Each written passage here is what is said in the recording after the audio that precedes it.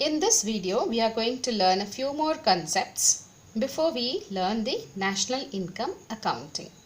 In the previous videos, we learnt about classification of goods, depreciation and investment. Here we will discuss another concept called domestic territory. What is a domestic territory? It is the geographical territory administered by a government within which persons, goods and capital circulate freely. So this is a geographical territory, that means which has this political boundary. This is the geographical territory of India, though I have not drawn the northern part. This is the boundary line of India. This geographical territory or the domestic territory is also called as economic territory. Therefore, it is a place where a government, if there is a place where a government cannot enjoy the above freedom. What freedom?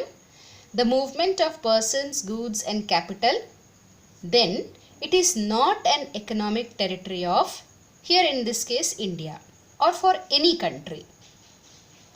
So, an economic territory is that in which persons, goods and capital can circulate freely. That means there is free movement. Let us take an example of an embassy. Now, this is the geographical territory of India. Here there is an American embassy in India, a Russian embassy in India. Then this American embassy, which is located within India, is a part of economic territory of America. And the Russian embassy, which is located in India, is the economic territory of Russia. Okay. Now, the Indian embassy that is located in the rest of the world, anywhere in the world, will be the economic territory of India. So, if a embassy is located elsewhere, its economic territory will belong to that country. Therefore, the freedom of movement of persons, goods and capital is covered under 4 heads, which we are going to learn now. The first one is the political frontiers or the geographical boundary, which includes territorial waters and air space. That means if you try to talk about the Indian territory or the political frontier, then here is Indian Ocean and here is Bay of Bengal and this is the Arabian Sea. So, beyond the territory, we have a command or we owe a certain part of the ocean, which is 12 nautical miles, you all know this. So, within that area, it belongs to India. So, we have a territorial water and air space that belongs to a particular country. If you look at the example, then we have a branch of a foreign bank. If a branch of a foreign bank is in India, then that will be within the Indian territory. That means in this political boundary, we have a bank which belongs to a foreign country. Where is this bank? This bank is within the boundary of India. That is what is the first classification. An Indian industry or an office outside India would be of that country's territory, because this office is located in the political boundary of that country. So, it will be within that country's territory. Then, the second one is embassies, consulates and military bases, which are located abroad. Then, if an Indian embassy is in Russia, it will be the domestic territory of India. It will be the domestic territory of India, but it will be in the geographical boundary of Russia. The American embassy in India is the domestic territory of America, but within the geographical boundary of India. Third one is ships, aircrafts, etc., which are operated by residents between two or more countries. Let us take the example of Air India, that is operating between America and Japan. See, the aircraft belongs to India, we own it, and so that will be the domestic territory of India. Now, if there is an American airlines that is flying between India and another country, it would be the domestic territory of America. Similarly, if an airline from Japan operates between India and another country, it will not belong to us, it will belong to Japan only. So that is the domestic territory of Japan. Then the fourth one is fishing vessels, oil and natural gas rigs. Where are these? These are found in the territorial waters, operated by the residents in the international waters. This water into the Indian Ocean is called international water because this water is shared by other countries also. So, in the international waters or other areas over which the country enjoys the exclusive rights or jurisdiction. Okay, so that would belong to the domestic territory of that country. Just as we discussed, after the Indian boundary, we have 12 nautical miles into Indian Ocean that belongs to the international waters of India. So that means it is the domestic territory of India. All activities, fishing, natural gas and oil rigs, whatever, within this nautical miles into the Indian Ocean will belong to the domestic territory of India. That is why you must have heard that some ship or something comes into the territorial waters of India. Then what happens? We would capture those and then, they are taken to custody. So that is another part of it. But one cannot enter the territorial waters of the other.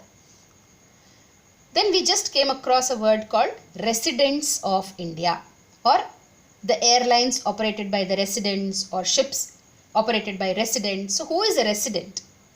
A resident is one whose center of economic interest lies in the domestic territory of the country in which he lives.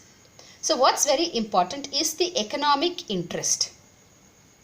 Okay, that means what? He lives within the domestic territory and carries out all economic activities from here. What are the economic activities?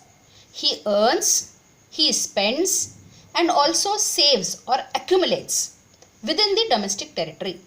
Then he will be called as a resident. Let us look at an example. An Indian working in the United Nations Organization's office in India, an office of the United Nations in India, is a resident of India because he is still working in an office that is located in India. Then Indians going to a foreign country for medical treatment is a resident of India. Why? Because after the medical treatment, he would come back to India. His economic interest lies within the country. He is going to a foreign country only for a short period of time. So he is a resident of India. But Indians working in American company in America or an Indian embassy in the USA will not be the resident of India. He resides or he lives in America. In America. Then Americans working in Indian embassy in America. Americans are working in the Indian embassy. Though it is an Indian embassy, where is it located? It is located in America. So, these will not be the residents of India, but will be the residents of America. Why?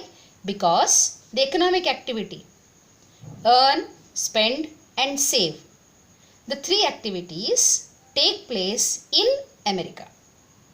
Then, foreign tourists in India. Foreigners coming to India for tour would be here only for a short period of time and they would return back to their country. So, these are not residents of India, but they are residents of their country. Then, how is a resident different from a citizen? A citizen is one who is born in that country. If you take India, then he should be born in India, or his parents should be Indians, or the grandparents and the ancestors are or have been freedom fighters, and other clauses. So, a citizen is not equal to resident. A citizen is not equal to resident, not necessarily. One can be a citizen as well as a resident. Now, I live in India. I was born in India, so I am a citizen of India. I live and all my economic activities are within India, so I am a resident. So, I am a citizen and also a resident of India. So, one can be a citizen as well as a resident.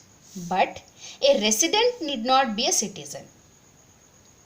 Now, people from India go to America and stay there for some economic activity. He is a citizen of India, but he is a resident of America.